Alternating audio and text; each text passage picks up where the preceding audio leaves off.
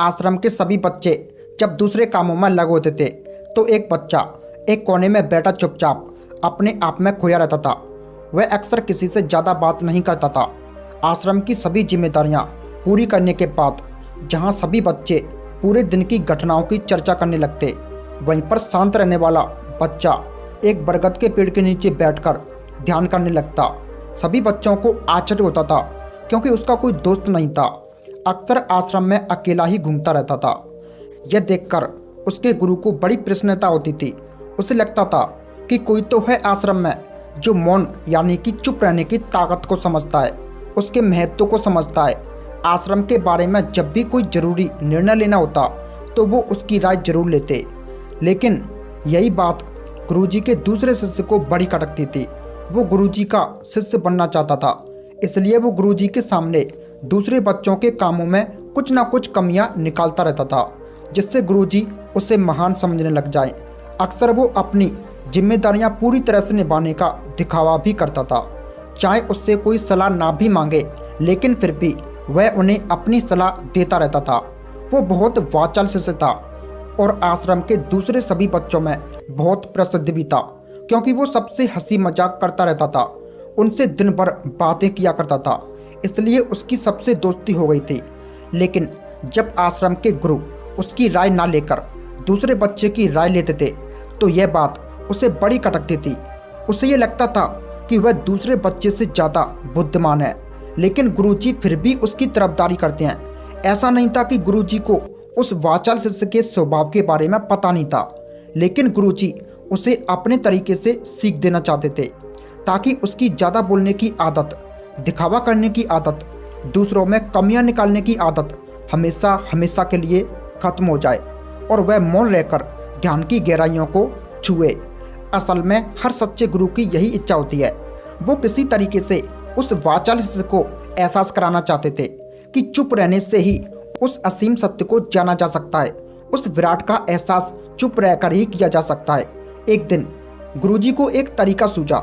उन्होंने आश्रम के सभी बच्चों को अपने पास बुलाया और कहा कि मैं तुम सभी को दो हिस्सों में बांटकर अलग अलग गांव में भिक्षा मांगने के लिए भेज रहा हूं, और जो भी दो बच्चे सबसे ज़्यादा भिक्षा मांगकर लाएंगे उन दोनों को आश्रम की सभी जिम्मेदारियां निभाने का मौका दिया जाएगा।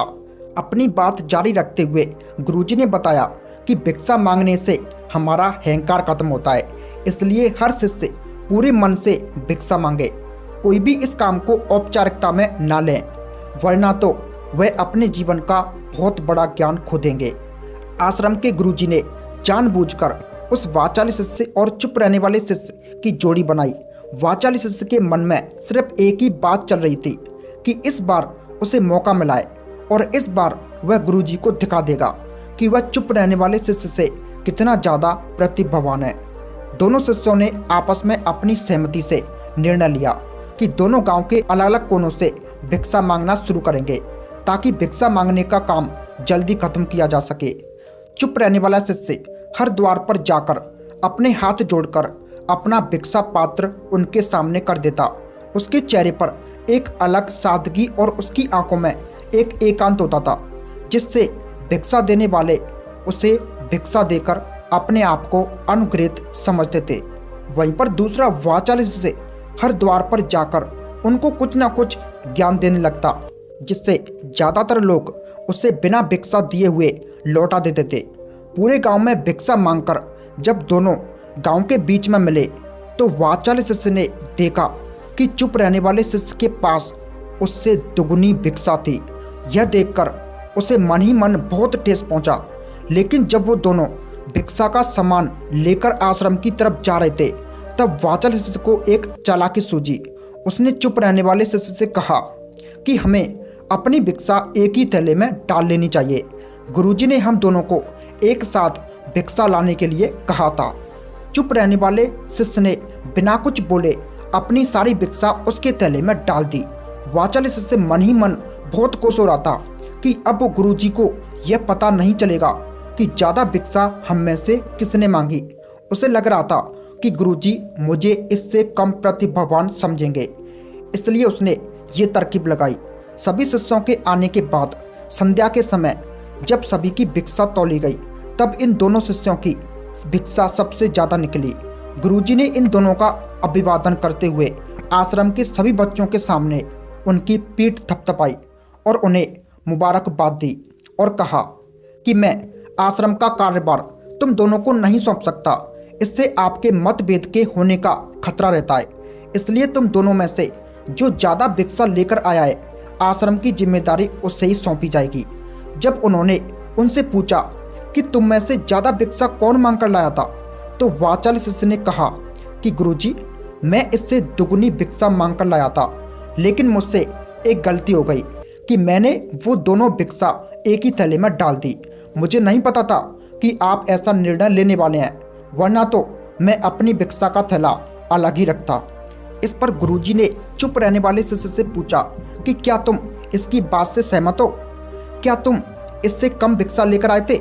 ये सुनकर चुप रहने वाले शिष्य ने कहा कि गुरुजी, मेरे पास ऐसा कोई साधन नहीं है जिससे मैं ये साबित कर पाऊँ कि मैं इससे ज़्यादा भिक्षा लेकर आया था। असल में ये उल्टा बोल रहा है। दुगनी भिक्षा मैं लेकर आया था, ये मुझसे आधी भिक्षा लेकर आया था और इसी ने ही मुझसे कहा था कि भिक्षा एक ही थैले में डाल लेते हैं। आश्रम से कुछ दूरी पर एक पहाड़ी थी जिसके पीछे सूरज अभी अभी संध्या के समय ढल रहा था।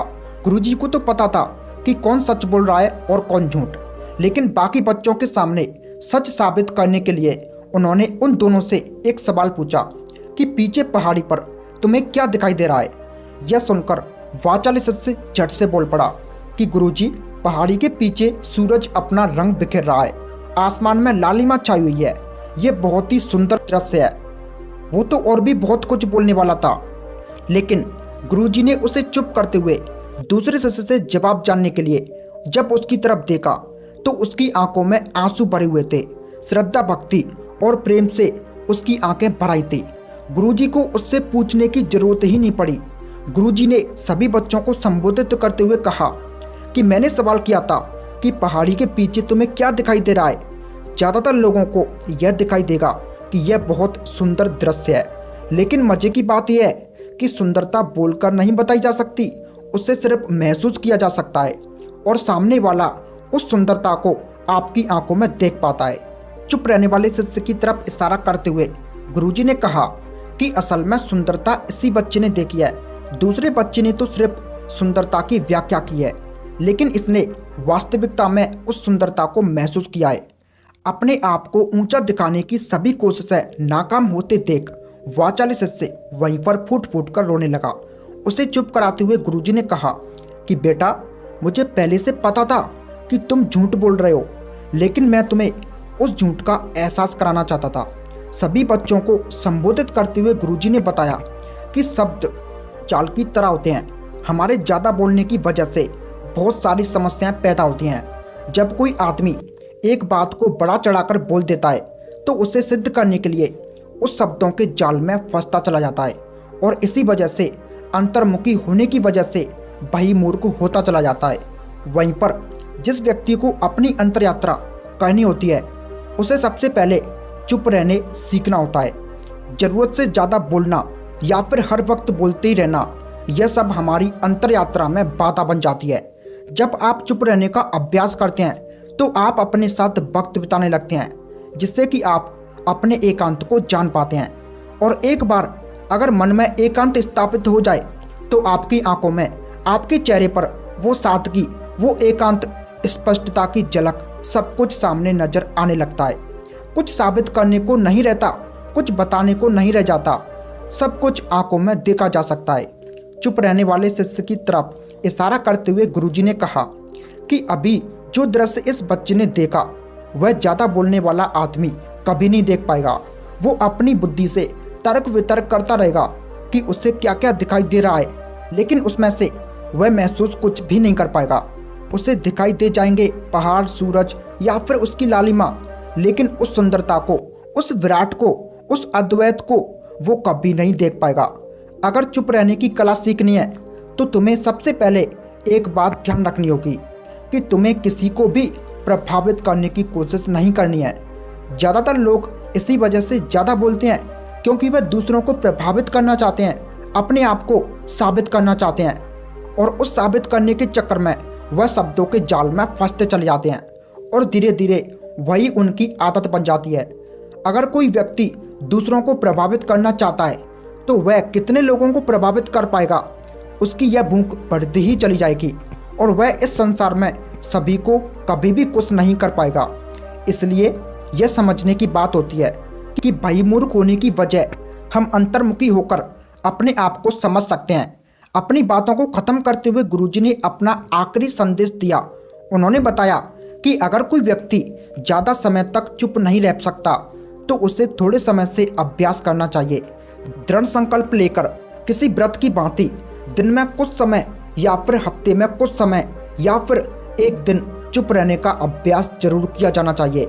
इससे हमारे चुप रहने की आदत धीरे धीरे खुद ब खुद पनपने लगती है, क्योंकि एक बार जब आप चुप रहने लगते हैं तो हमें चुप रहने का आनंद पता चल जाता है।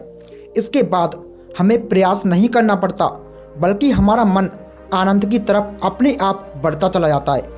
चुप रहने की कला सीखने के बाद आपकी बुद्धिमानी और आपकी स्पष्टता दोनों में बहुत ज़्यादा फायदा होगा। वास्तविकता में जिसे दर्शन कहते हैं, यह मौन रहकर ही किया जा सकता है। इसके बाद सभी बच्चों से कुछ समय चुप रहने का संकल्प लेकर गुरुजी ने अपनी बात खत्म कर दी और सभी बच्चे रात्रि का भोजन करने के लिए एक साथ भोजन कक्ष में पहुंच गए।